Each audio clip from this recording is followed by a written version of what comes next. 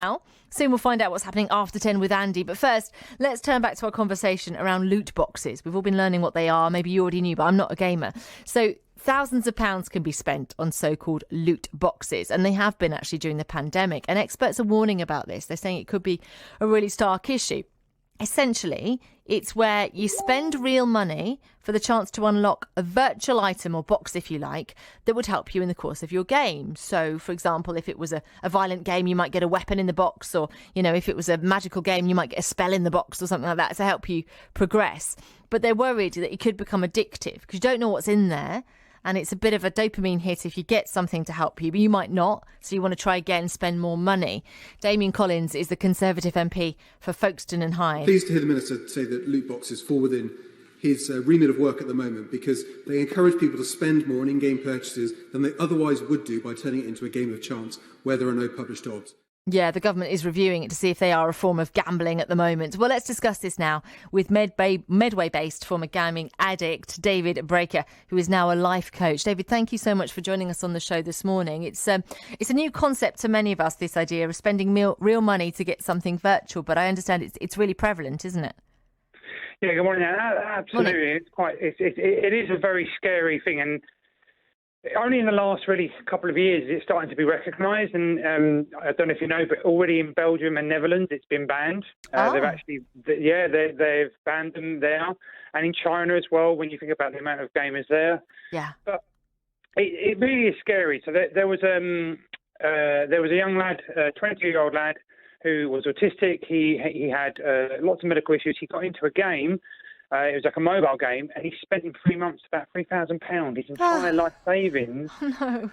And that's I think that's for me the really scary part about this, because people don't understand. A lot of parents don't understand what it is.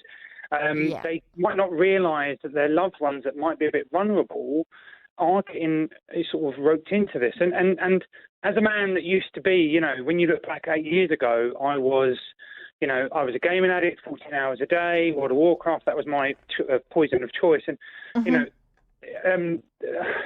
it led to me, to a point where I was 32 stone. I was doing nothing with my life. I've rebuilt my life. I've lost 20 stone, luckily. Wow. But the point is, like everything in life, it's about moderation. It's about, I'm not going to say that gaming is bad. In fact, a study came out this year that said that, in actual fact, gaming has helped people with their mental health. But we spoke about that, yeah. Yeah, but there's a balance, and the thing that I'm worried about, certainly with these loot boxes, is they are random. You don't know what you're going to get. The chances of getting exactly what you want is very unlikely. But really, quite worryingly, it's a digital product. I'm not getting a physical. Yeah, there's no exchange, really. Yeah. No, so you have no. I don't know if you know about it. As a perfect example, there's a PC gaming platform known as Steam, where you purchase access to games to play them. But within the terms of service, for example, if you were to pass away, you can't give access to that account to someone else. Oh. You can't if you give your login details to someone else, it's against term of service, and they'll block the account. Now, if I've spent thousands of pounds upon these digital games, these access to the games, surely I should have right to them. And that's linking back to loot boxes. That's what I'm worried about. These digital products that people are vulnerable, they're not aware. And as you said, absolutely, it's about a dopamine hit, because there's that excitement. I remember, I'm showing my age here. I remember my first console, Nintendo, playing Super Mario. Oh, yeah. Mm-hmm. Yeah, and I was playing that, but there wasn't achievements in these games. There wasn't that, that flash up of well done, you've achieved this, well done, you've achieved that. But now they push achievements very heavily in games, and it's very competitive, and that's where I think the concern is. I think that for people that are a bit vulnerable, that might not all be aware, I think that the game developers need to be thinking about this much more, and it needs to be regulated. As far as I'm concerned, it actually needs to be banned. It's not absolutely, it's gambling. There's no other way of looking at it. Yeah, it's gambling. Absolutely. And we know so much about how the brain works and how we can kind of mitigate against that. You mentioned the good forms of gaming, the coordination skills. You can play, you can connect up with other people. It can be more sociable. There's lots of good ways, to game, there's lots of positives. But then we need to really look at the nuances here, don't we? And think, what are companies doing and how do we stop that? Well, absolutely. Think about how heavily regulated gambling are.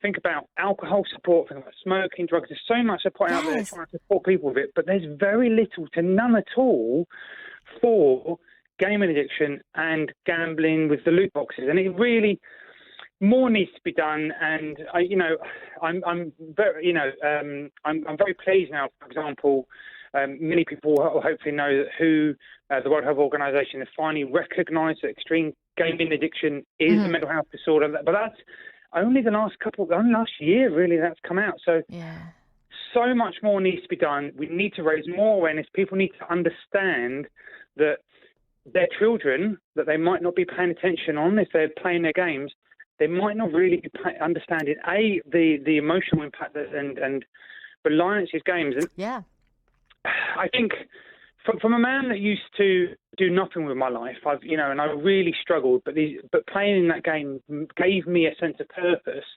I now have changed my life, and I find my purpose outside of the game. I'm helping clients. I run multiple businesses now, and that gives me my purpose. But the really scary thing is that a lot of people aren't getting it. They're getting sucked into the game, and it becomes their whole life, as it was mine. That's what's at stake, absolutely. And that's why conversations like ours actually are really important to start that awareness. Thank you so much for your time this morning, David. Good to talk to you again. That's the Medway-based former gaming addict David Breaker, now a life coach, with his thoughts on the loot boxes. I've got a feeling we will be discussing that again in future here on BBC Radio.